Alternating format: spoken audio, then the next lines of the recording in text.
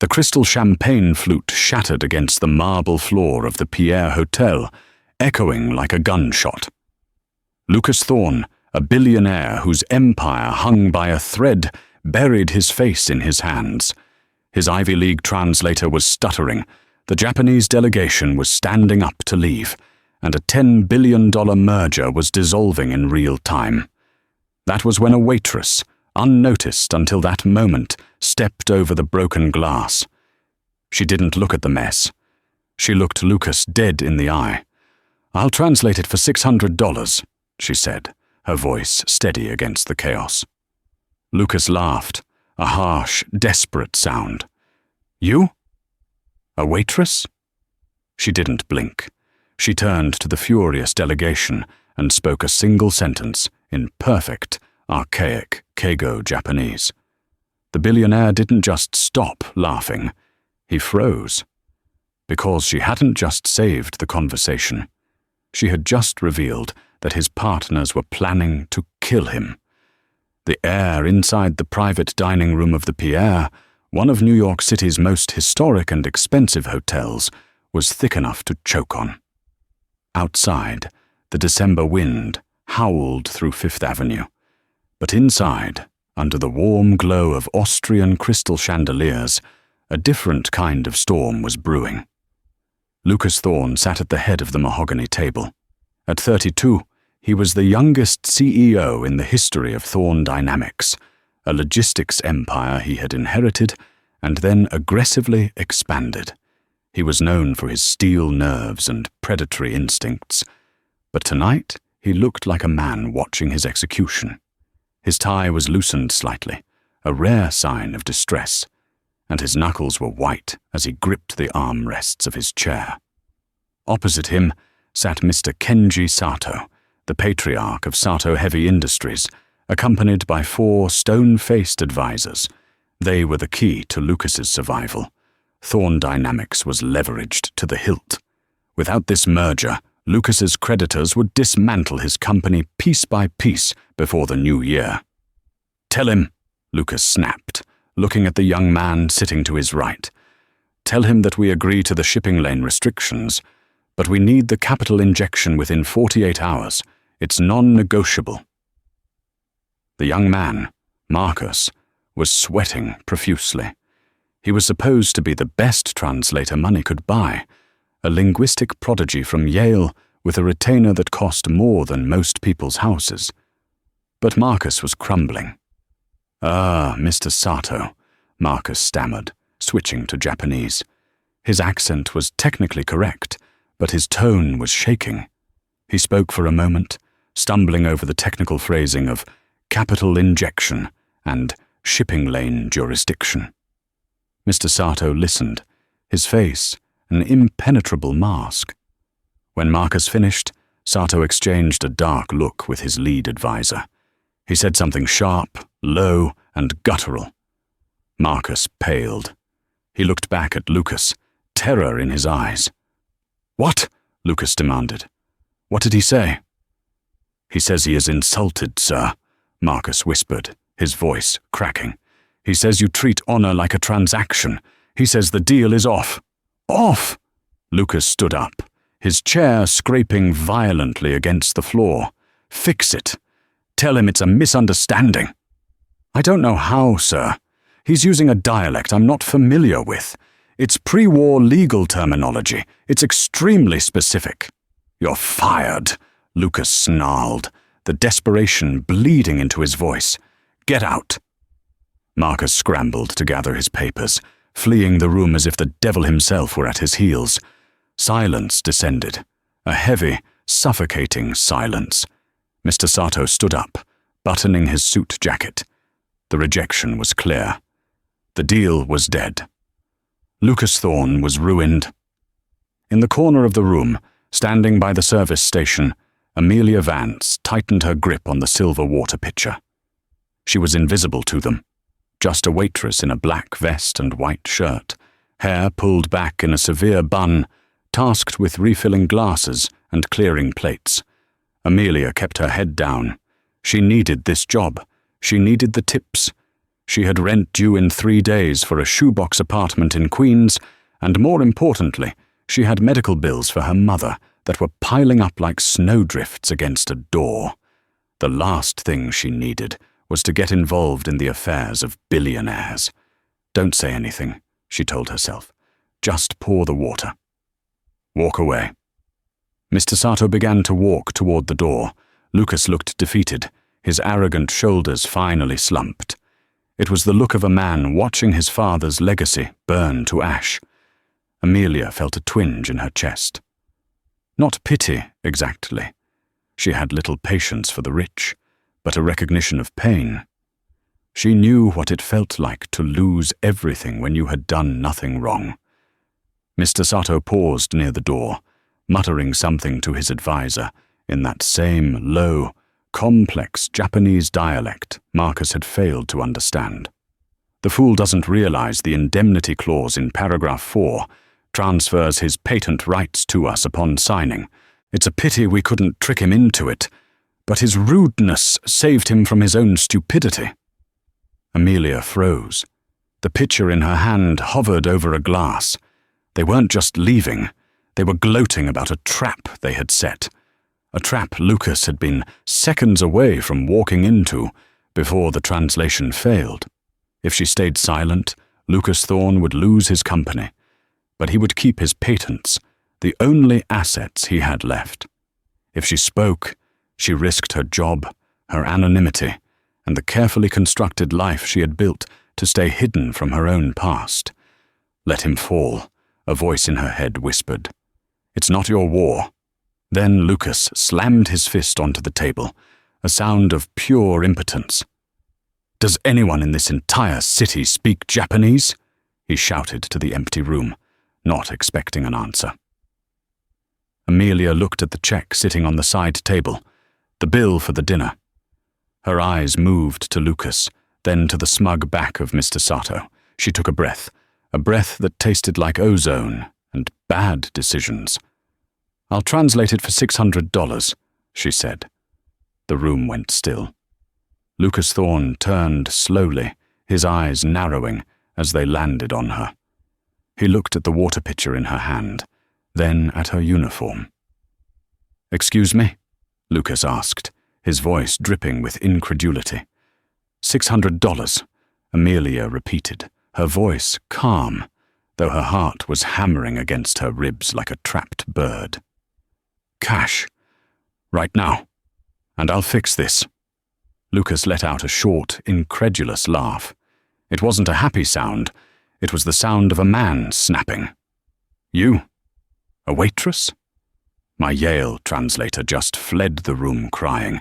"And you think you can handle corporate negotiations with Sato Heavy Industries?" "Your Yale translator has textbook knowledge," Amelia said, stepping forward. She didn't bow. She didn't shrink. She stood with a posture that suddenly seemed very unlike a waitress. He doesn't understand the Osaka legal dialect of the 1950s, and he certainly didn't catch what Mr. Sato just said to his advisor. Mr. Sato, who had been halfway out the door, stopped. He turned around slowly. His eyes bored into Amelia, assessing her for the first time. Lucas looked between the powerful industrialist and the woman holding a water pitcher. He was a gambler by nature, and right now he had no chips left. He reached into his jacket pocket, pulled out a sleek money clip, and threw a wad of $100 bills onto the table. They scattered across the mahogany surface. "There's 1,000, Lucas said, his voice cold. "If you waste another minute of my time, I'll have you banned from working in this city again. Talk." Amelia set the pitcher down. The metal clinked against the wood. She walked over to the money, picked it up, and counted out exactly $600. She left the remaining $400 on the table. "I earned $600, she said. She turned to Mr. Sato. She didn't speak the polite, standard Japanese that tourists used. She didn't even use the business Japanese Marcus had attempted. She shifted her stance, her shoulders dropping slightly, her chin tilting up. When she spoke, the sound was liquid and sharp, a perfect replication of the dialect Sato had been using to hide his intentions. "Sato-sama," Amelia began, her voice resonating with an authority that stunned the room. "The chairman regrets the misunderstanding. However, he is curious why a man of your honor would hide a hostile liquidation clause inside a standard partnership agreement. Paragraph 4, subsection B, is the honor of Sato Heavy Industries so fragile that it requires theft to succeed?" The silence that followed was absolute. Lucas's eyes went wide. He understood the tone, if not the words. He saw the color drain from the faces of Sato's advisors. Mr. Sato stepped forward, his face flushing with a mixture of rage and shock. He barked a question at her, fast and aggressive. Amelia replied instantly, cutting him off. Her Japanese was faster, sharper. She used a specific grammatical structure that indicated she was not a servant, but an equal, or perhaps a superior. "If you walk out that door," she translated for Lucas, keeping her eyes locked on Sato, "you lose the shipping routes. But if you sit down and remove the liquidation clause, Mr. Thorne is willing to forget that you tried to steal his life's work. He will offer you the deal. Fair terms, no tricks." She turned to Lucas. "Tell him you agree." Lucas was staring at her, as if she were an alien who had just landed on the dinner table. "Wait, they were trying to steal the company?" "Paragraph 4, Amelia said, not breaking eye contact with Sato. "If the stock dips below a certain point, which it would have, immediately after the merger news, they gain controlling interest of your patents. They weren't buying you out, Mr. Thorne. They were gutting you." Lucas felt a cold sweat break out on his back. He looked at Sato. The Japanese man's silence was an admission of guilt. "Sit," Lucas said, his voice dropping an octave, regaining its power. He gestured to the chair. Mr. Sato hesitated. He looked at Amelia with a strange expression. Fear? Recognition? Then, slowly, he walked back to the table and sat down. He pulled a fountain pen from his pocket, crossed out a section of the document in front of him, and signed it. He slid the paper across the table to Lucas. Then, Sato stood up, bowed deeply, not to Lucas, but to Amelia, and left the room with his advisors in tow. Lucas sat alone at the table, the signed contract in front of him. He had done it. The company was saved. He looked up to thank the woman who had just performed a miracle. But the room was empty. The waitress was gone. The only thing left was the silver water pitcher and $400 sitting on the mahogany table. Amelia moved through the kitchen of the Pierre like a phantom. The adrenaline was crashing now, leaving her hands shaking. She shouldn't have done that. She really shouldn't have done that. "Vance!" The shout came from the service manager, a red-faced man named Gorbman, who took pleasure in making the staff miserable. He blocked her path to the locker room. "What were you doing in the gold room?" Gorbman hissed, spitting slightly. "I saw the guests leaving. Did you offend them?" "If Mr. Thorne complains, Mr. Thorne won't complain," Amelia said, unbuttoning her vest with trembling fingers. "I quit." "You can't quit," Gorbman sneered. "You need the reference, and you're on the schedule for Christmas Eve." "Keep my tips," Amelia said, pushing past him. She needed to get out. If Lucas Thorne was half as smart as the business journals said, he wouldn't just be grateful, he would be curious. And curiosity was the one thing Amelia couldn't afford. She reached her locker, grabbing her worn coat and her bag. She didn't check her phone. She knew what was on it. 2 missed calls from the nursing facility, where her mother, Catherine, was living. Living, but fading. The dementia was getting worse, and the private care cost $4,000 a month. $600. That was what she had taken. It would buy her a week, maybe 10 days if she skipped her own meals. She hurried out the service entrance, the cold New York air biting her cheeks. She merged into the crowd on 61st Street, head down, just another face in the city. Back in the private dining room, Lucas Thorne was still sitting in the chair, staring at the contract. "Get me security," he said into his phone. "Now." 5 minutes later, the hotel's head of security, a former NYPD detective named Miller, walked in. "Mr. Thorne, is there a problem?" "The waitress," Lucas said, standing up. "The one who was serving this room. Who is she?" Miller frowned, tapping on his tablet. "That would be Amelia Vance. She's been with us for 3 months. Quiet, diligent. No complaints." "Where did she work before?" "Application says a diner in New Jersey, and before that, housekeeping at a motel in Delaware." Lucas laughed. "Bullshit." He walked over to the window, looking out at the city lights. "She just negotiated a $10 billion deal in a dialect of Japanese that my Yale translator didn't even recognize." She spotted a hidden liability clause in a document she read upside down from 5 feet away. Lucas turned back to Miller. "A diner waitress doesn't know corporate law, and she certainly doesn't command the respect of Kenji Sato." Sato bowed to her. "Miller." He bowed. "What do you want me to do?" Miller asked. "Find her," Lucas commanded.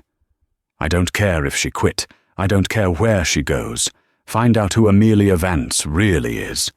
Because nobody has that kind of talent and ends up pouring water for minimum wage unless they are running from something." Lucas picked up the $400 she had left behind. "And Miller?" "Sir, check the federal databases. Check the blacklists. I have a feeling Amelia Vance doesn't exist." Scene break. 2 days later, Amelia was sitting in a cramped waiting room at Sunnyvale Memory Care, holding her mother's hand. The facility smelled of antiseptic and boiled cabbage. "Did you bring the file?"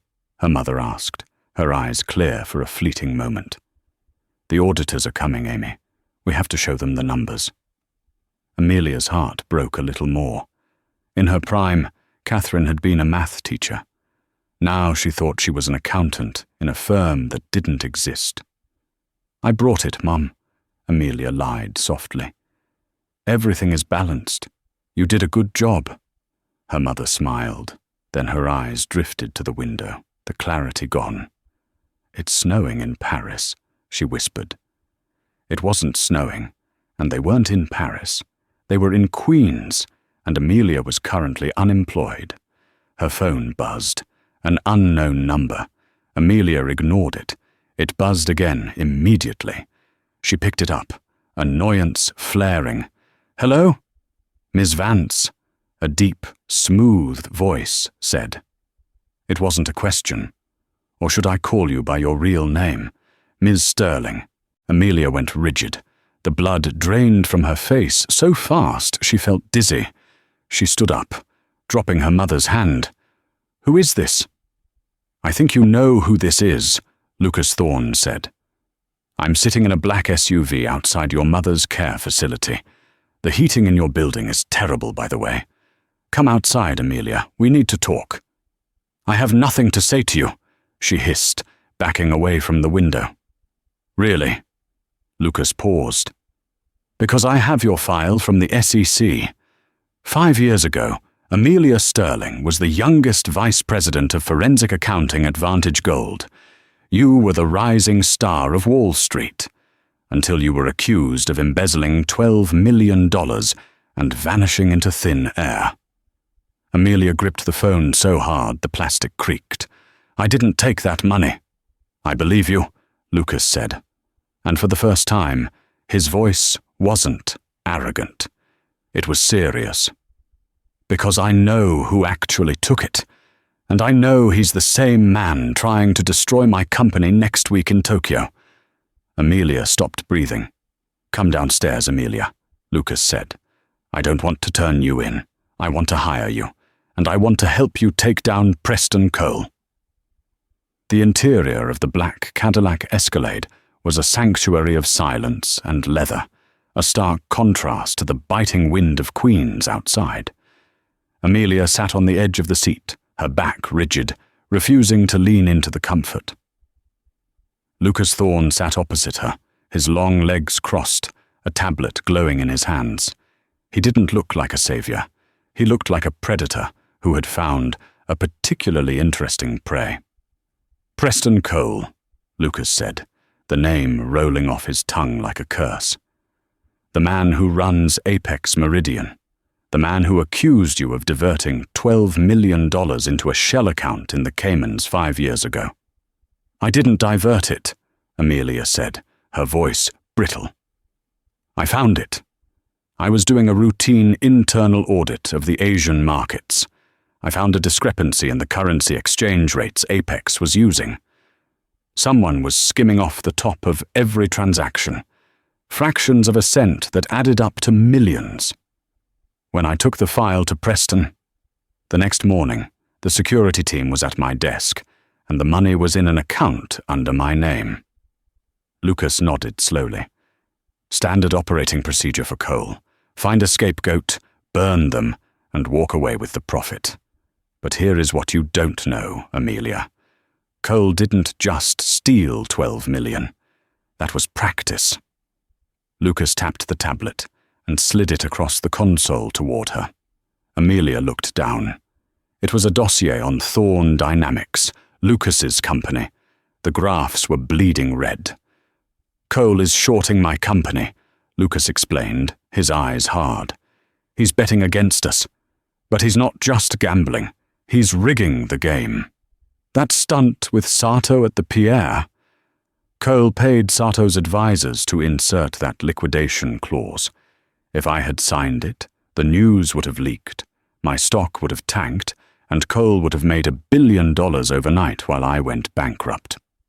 Amelia looked up, her mind racing. The pieces were clicking together with the terrifying precision of a bear trap. "So, he's sabotaging your mergers to force a stock crash." "Exactly. And he's not done. Next week in Tokyo, I'm meeting with Kinzoku Steel. It's the final lifeline for my company. If I secure their logistics contract, Thorne Dynamics survives, and Cole's short position blows up in his face. He loses everything." Lucas leaned forward. "But Cole is going to be there. He's a silent partner in Kinzoku. He's going to try to kill the deal." "Why are you telling me this?" Amelia asked. "I'm a fugitive, Lucas. If I step foot in an international airport, my passport will flag. The FBI is still looking for Amelia Sterling." "I know," Lucas said softly. "That's why you aren't going as Amelia Sterling. You're going as my fiancé." Amelia laughed, a dry, humorless sound. "That is the oldest cliché in the book." "It's a cliché because it works," Lucas countered. "Diplomatic immunity isn't an option, but private clearance is. We fly private. You bypass the standard customs. I have a new identity package ready for you. Sarah Black, a consultant. And if I say no, then I drive away," Lucas said. "And you go back to watching your mother fade away in a facility that smells like despair, wondering when the money will run out. Or," he paused, his gaze intensifying, "you come with me. You help me destroy Preston Cole. You clear your name, and I pay for your mother to be transferred to the Silverleaf Institute in Zurich. The best neurological care in the world. Fully paid. For life." Amelia looked out the tinted window at the drab brick building where her mother was currently sleeping. She thought of the audit her mother hallucinated about. She thought of the 5 years she had spent scrubbing toilets and waiting tables, terrified of her own shadow. She looked back at Lucas. "I don't just want my name cleared. I want him to hurt. I want Preston Cole to lose every dime he has." Lucas smiled, and it was a terrifying expression. "Then we have a deal. Get in the back. We have a plane to catch." Tokyo was a neon-drenched labyrinth of power and light. The Ritz-Carlton suite offered a panoramic view of the skyline, but Amelia had no time for sightseeing. For the last 14 hours on the flight over, she hadn't slept. She had been devouring the financials of Kinzoku Steel, relearning the rhythm of the corporate world she had been exiled from. She stood in front of the full-length mirror. The waitress uniform was gone. In its place was a midnight blue evening gown that cost more than her mother's medical care for a year. It hugged her frame, elegant and armor-like. Her hair was down, cascading in waves, and diamonds, real ones, loaned from the Thorn Vault, glittered at her throat. She didn't look like Amelia Vance, the struggling waitress.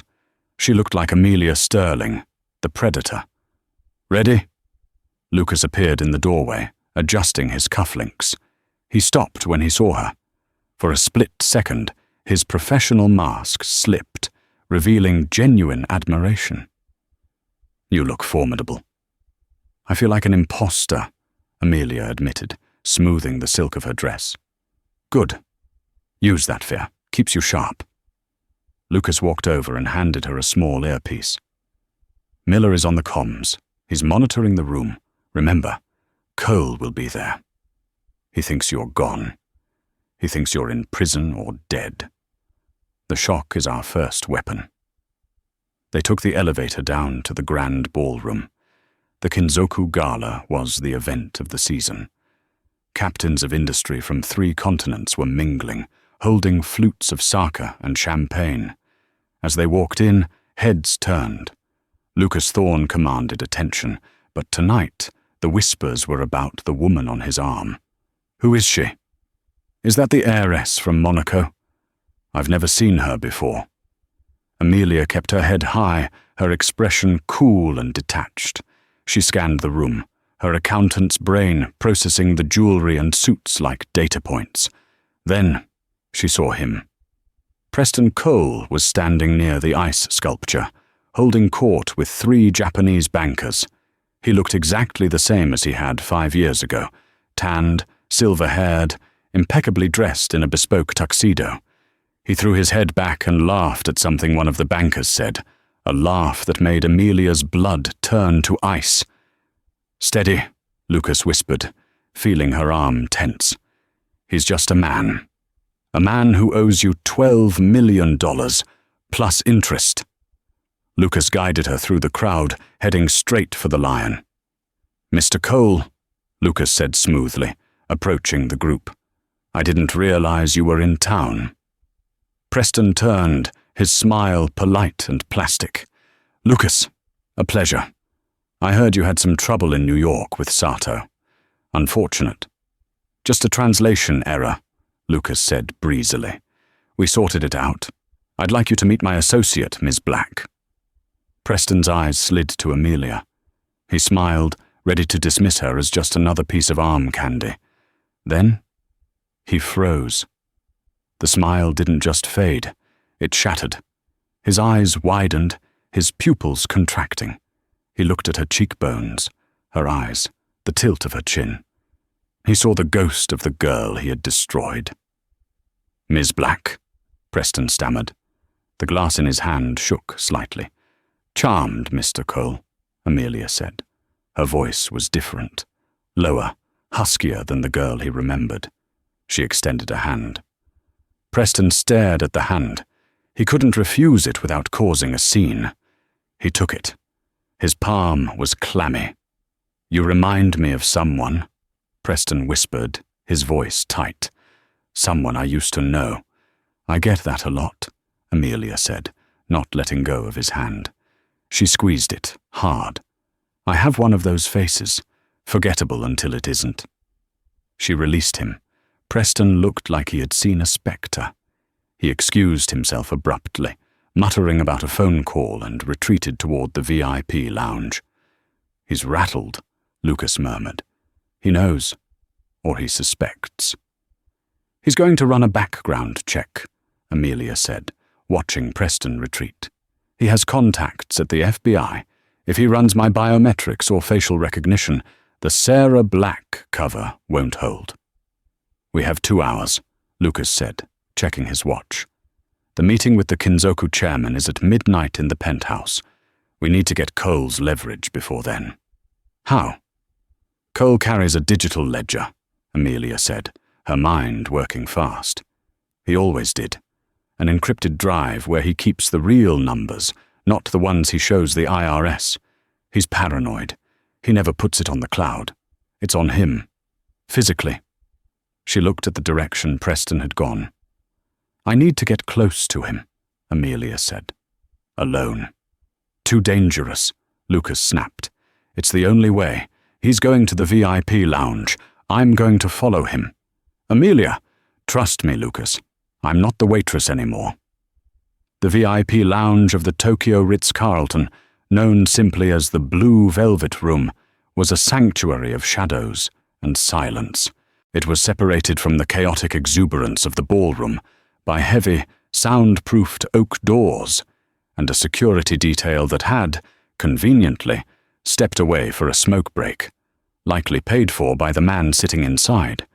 Amelia slipped through the doors, her heart hammering against her ribs like a trapped bird. The room smelled of aged leather, Cuban cigar smoke, and the metallic tang of expensive scotch. The lighting was low, casting long, distortion-filled shadows against the velvet walls. In the far corner, illuminated by a single amber lamp, sat Preston Cole. He wasn't celebrating. He was hunched over a low glass table, his tuxedo jacket unbuttoned, furiously typing on a secure satellite phone. A crystal tumbler of whiskey sat untouched beside him. He looked like a king counting his gold while the castle burned. Amelia paused in the doorway. Her instinct, the survival mechanism that had kept her alive as a waitress in the rougher parts of New Jersey, was screaming at her to turn around. Run! He destroyed you once. He will do it again. But then she remembered the look on her mother's face when she didn't recognize her own daughter. She remembered the $600. She remembered the shame. Amelia swallowed the fear, smoothing the midnight blue silk of her gown. She reached up and unclasped the diamond necklace Lucas had lent her, dropping it into her clutch. She needed to look vulnerable. She needed to look like she was stripping away the armor. She walked in. The click of her high heels on the parquet floor sounded like gunshots in the silence. Preston didn't look up immediately. I told the staff I didn't want to be disturbed, he snapped, his voice tight with stress. I'm not the staff, Preston, Amelia said, her voice dropping to a husky, weary register. And I think you need a drink. Preston froze. His fingers hovered over the keypad. Slowly, agonizingly, he turned his head. When his eyes landed on her, the color drained from his face, leaving him a pale, ghostly gray. You, he whispered. He set the phone down, his hand trembling slightly. I saw you in the ballroom. I convinced myself it was a hallucination, the stress, the jet lag. I'm real, Amelia said, walking toward him. She stopped at the table, towering over him. And I'm tired, Preston. Preston stared at her, his eyes darting to the door, checking for traps. Thorne is with you. You're his what? His mascot? His revenge pet? Lucas is a sinking ship, Amelia lied. She pulled out a chair and sat down opposite him, crossing her legs. She leaned forward, letting the light catch the desperation she forced into her eyes. I saw the books, Preston. Thorne Dynamics is hollow. He's leveraging everything on this merger. Once the market realizes his liquidity is gone, he's finished. Preston's eyes narrowed. He was a predator, and he was sniffing for blood. And why tell me? You should be cheering for my demise. I don't care about you, Amelia said coldly. And I don't care about Lucas. I care about me. I care about not going back to prison. When Thorne goes down, the feds will come digging. They'll find me. I can't live on the run anymore. She paused, letting the silence hang. She watched his hand. He was unconsciously tapping his left breast pocket. The drive. It was there. "I want a deal," she said softly. Preston let out a short, incredulous laugh. He picked up his whiskey, swirling the amber liquid.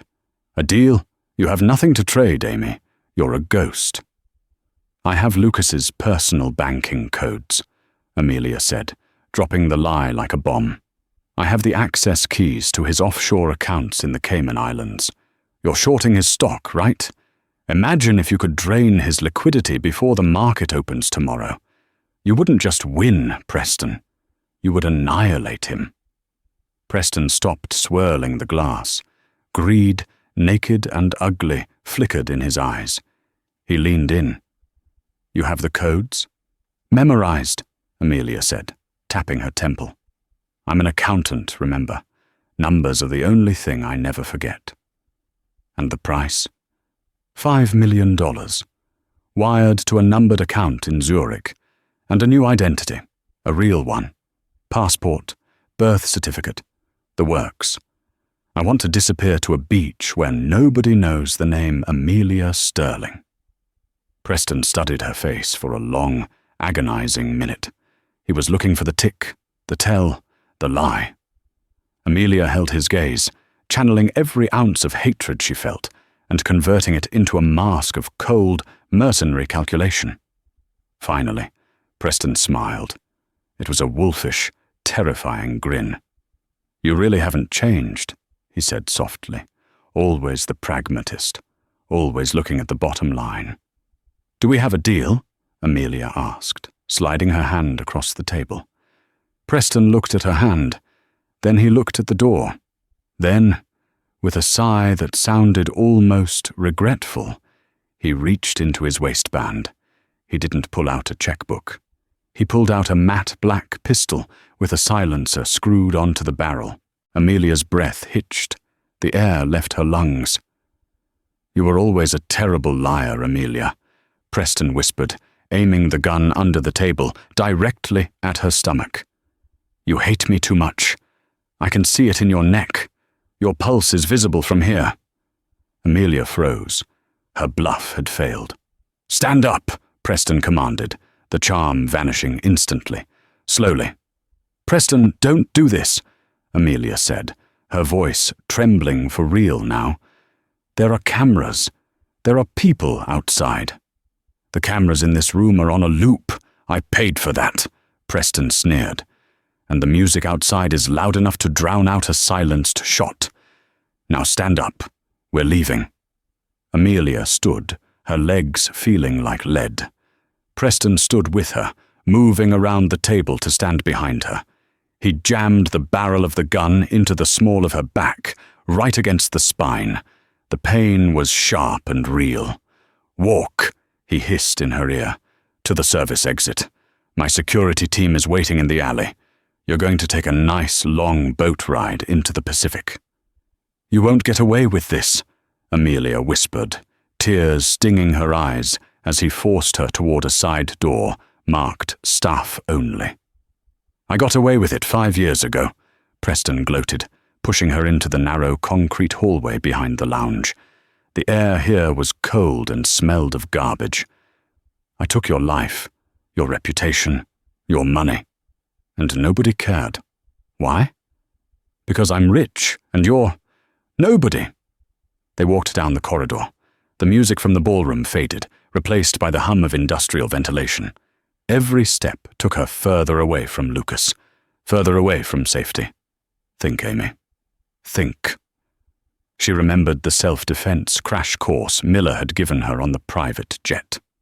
"He's arrogant," Miller had said. "He's not a fighter. He's a bully. If he gets close, use your environment. Use surprise." Preston was close. His breath smelled of expensive scotch and rot. He was careless, pressing his body against hers to intimidate her, forgetting that proximity was a weakness. They passed a heavy metal janitorial cart parked against the wall. "Move faster!" Preston shoved her. Amelia stumbled, her hand brushing the cart. Her fingers grazed a glass spray bottle. Now. It wasn't a conscious decision.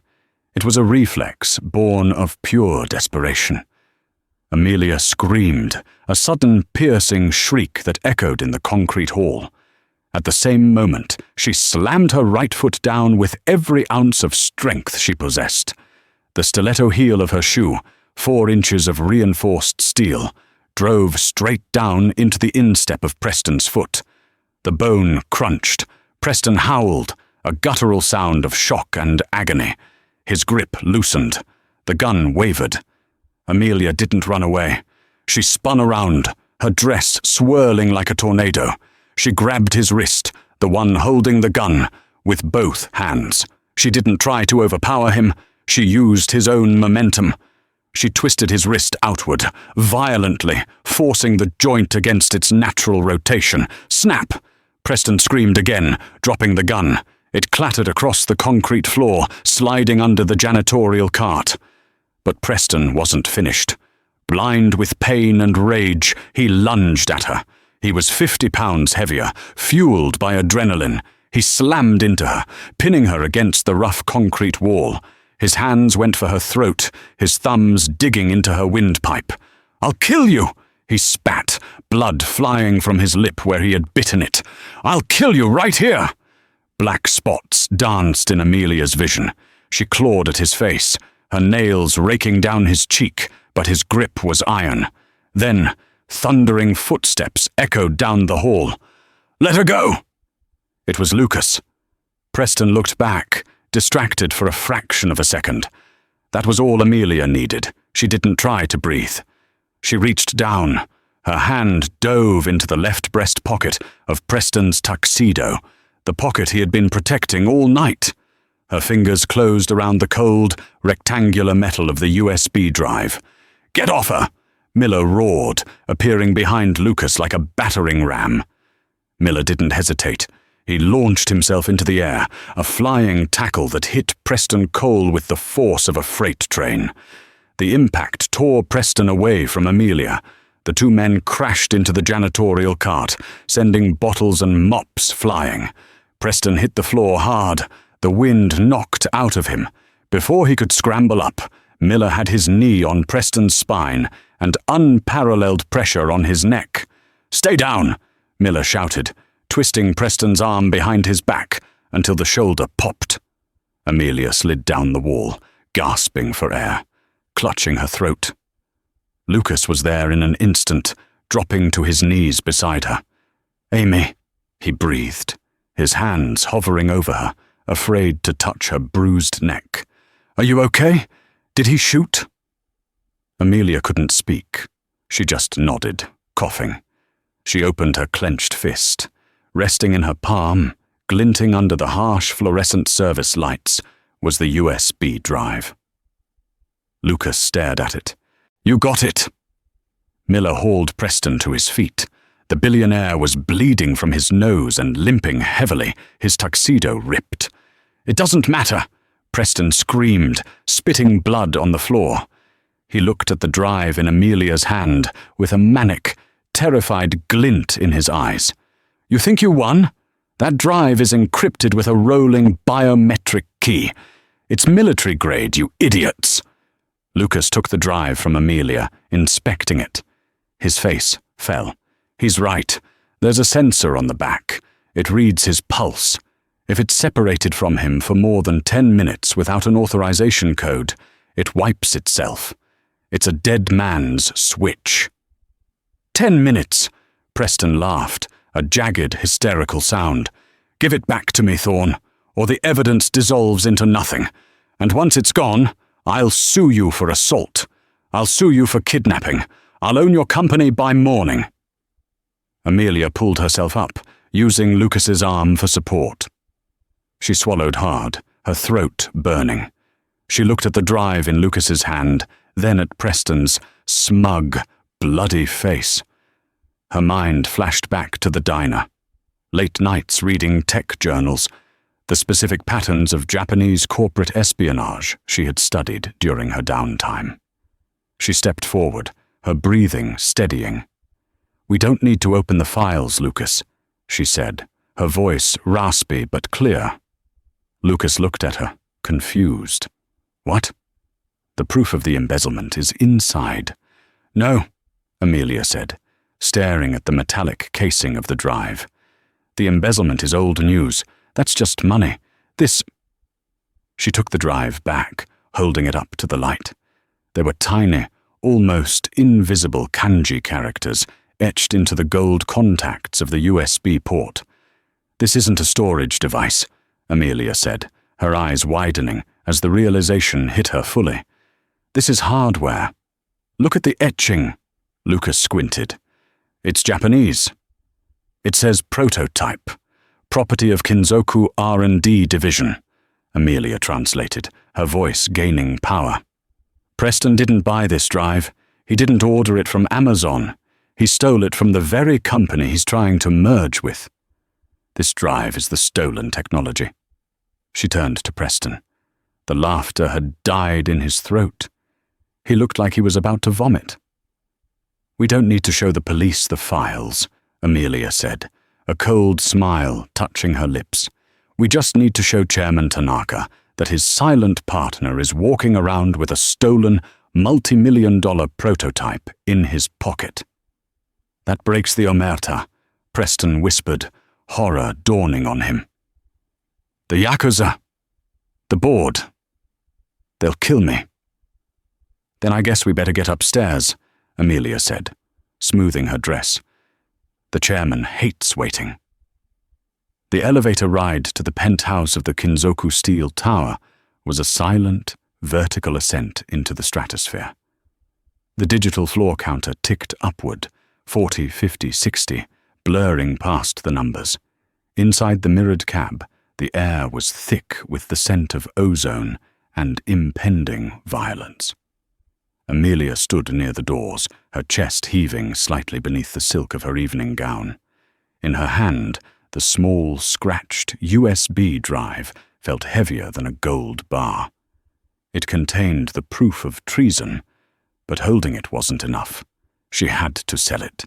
She had to convince one of the most powerful men in Asia that his trusted partner was a snake, and that she, a woman branded a thief by the American press, was the only one telling the truth. Lucas stood beside her, adjusting his jacket. He looked at her, his eyes dark and intense. Are you ready? No, Amelia admitted, her voice barely a whisper.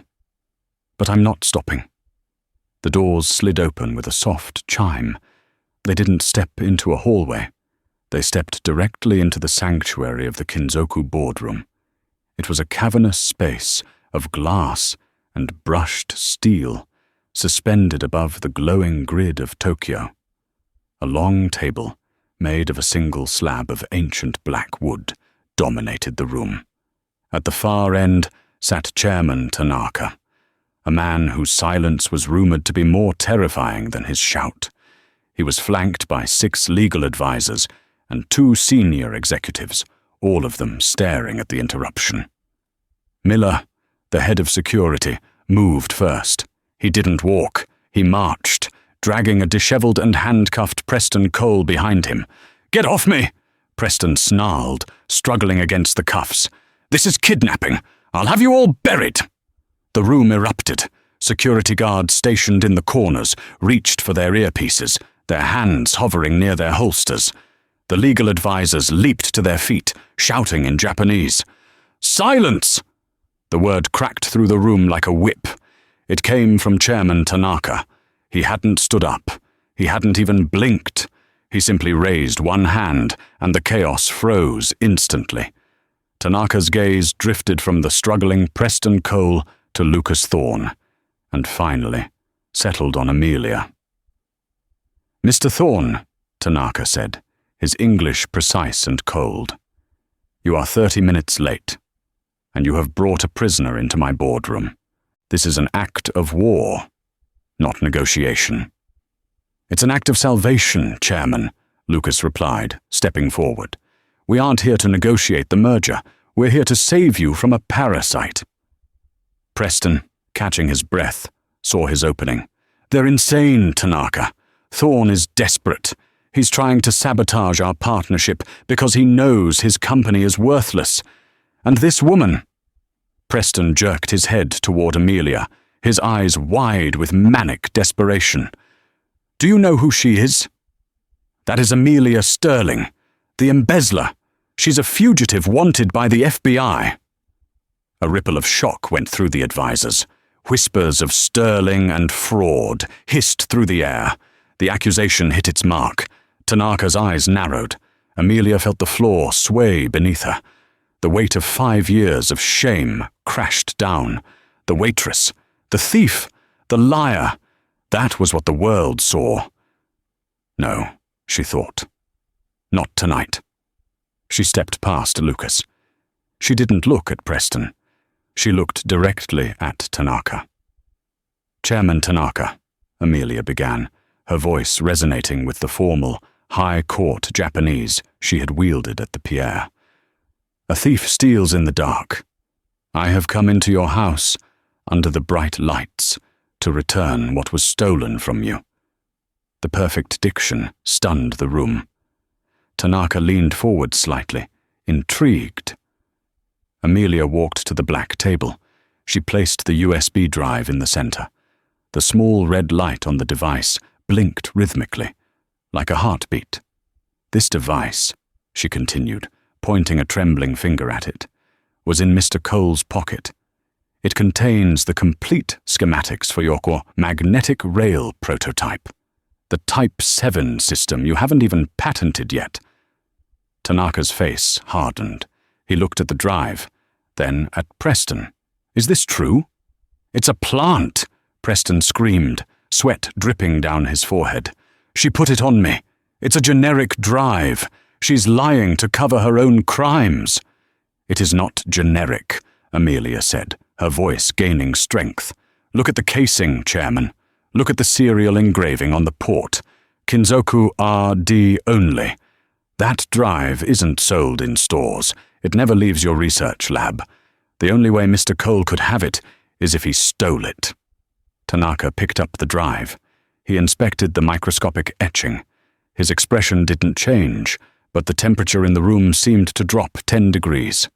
He looked at his silent partner with a new, dangerous curiosity. "Mr. Cole," Tanaka said softly, "why do you have my prototype technology in your tuxedo?" "I was holding it for safekeeping," Preston stammered, his lie falling apart in real time. "I was going to protect it from Thorne." "He's lying," Amelia cut in. "He's been selling your tech to your competitors in China. That's how he funds his short positions. That's how he destroyed my life." Preston laughed, a high, hysterical sound. "And who will believe you? You're a convicted accountant. You stole $12 million from Apex Meridian." "I never stole a dime," Amelia said, her voice ringing off the glass walls. "And if you give me access to a terminal, I will prove it right now." Tanaka stared at her for a long moment.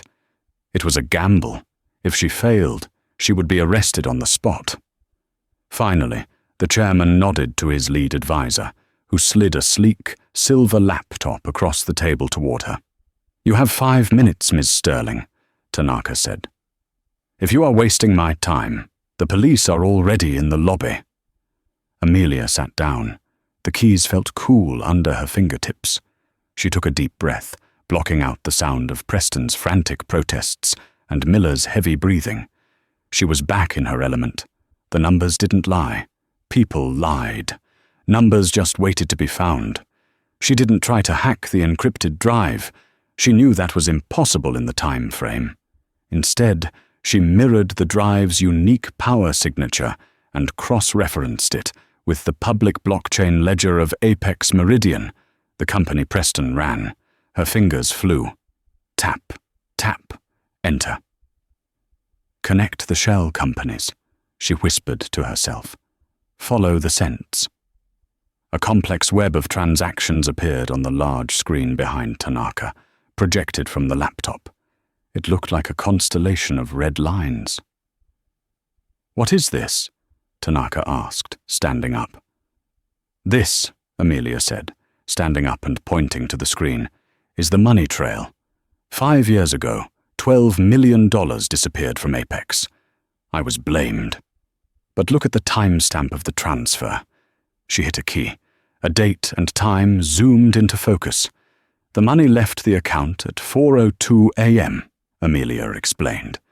At 4:05 a.m., a purchase order was generated by a shell company in Panama called Blue Horizon, and at 4:10 a.m., Blue Horizon sent a wire transfer of exactly $12 million to a private account held by the head of Kinzoku's external security." Tanaka stiffened. He turned to look at his own security chief, who was standing by the door. The man went pale and reached for the door handle. "Stop him!" Tanaka barked. 2 guards tackled the security chief before he could exit. Amelia turned back to Preston. "You didn't just frame me, Preston. You used the money you stole to bribe Tanaka's staff to look the other way, while you stole his technology. The $12 million wasn't embezzlement. It was the down payment on your treason." The silence that followed was absolute. The puzzle was complete. The loop was closed. Preston Cole sagged in Miller's grip. The fight drained out of him. He looked at the screen, at the undeniable mathematical proof of his guilt, and he knew it was over. The waitress from Queens had just dissected his entire empire with a laptop and a grudge. Chairman Tanaka walked slowly around the table. He stopped in front of Preston. He didn't look angry anymore. He looked disappointed, which was far worse. "In Japan," Tanaka said quietly, "business is about trust. You have taken my trust, and you have sold it for scraps." Tanaka turned to his assistants. "Call the Tokyo Metropolitan Police. Give them everything Ms. Sterling has just uncovered, and freeze all assets connected to Apex Meridian within our jurisdiction. I want him bankrupt before he reaches the police station." "No!" Preston shouted as Miller hauled him backward. "You can't do this. I have immunity. I know people." "You have nothing," Lucas said, speaking for the first time since the presentation began. He stepped up beside Amelia, his hand brushing hers. "You're done, Preston." As the doors closed on Preston's screaming figure, the tension in the room broke. The air conditioning seemed to hum louder. Amelia stood by the table, her hands trembling again.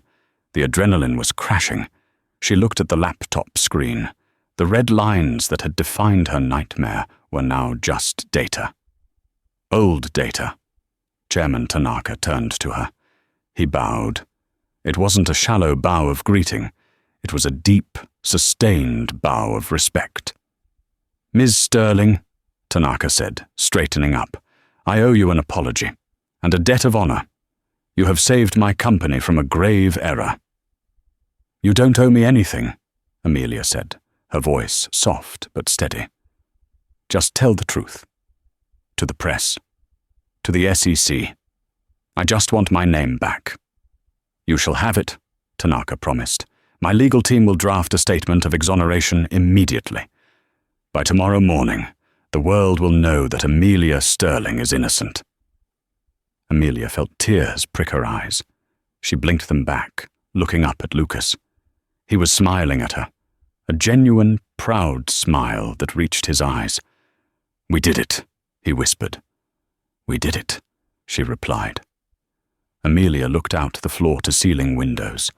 The lights of Tokyo stretched out endlessly, a sea of diamonds in the dark. For the first time in 5 years, she didn't feel like running. She didn't feel like hiding in the shadows. She belonged in the light. Lucas Thorne laughed, clinking his mug against hers. The sound rang out, clear and victorious, echoing over the snowy peaks. They stood together, not as a billionaire and a waitress, but as equals who had walked through the fire and come out the other side. The $600 was gone, spent long ago, but the investment had paid off in a way neither of them could have calculated. If you enjoyed this story of revenge, justice, and high-stakes romance, please hit that like button. It really helps the channel. What would you have done if you were Amelia? Would you have taken the money and run, or stayed to fight? Let me know in the comments below. And don't forget to subscribe and ring the bell so you never miss a story. We have a new drama coming out next week that you won't want to miss. Thanks for watching.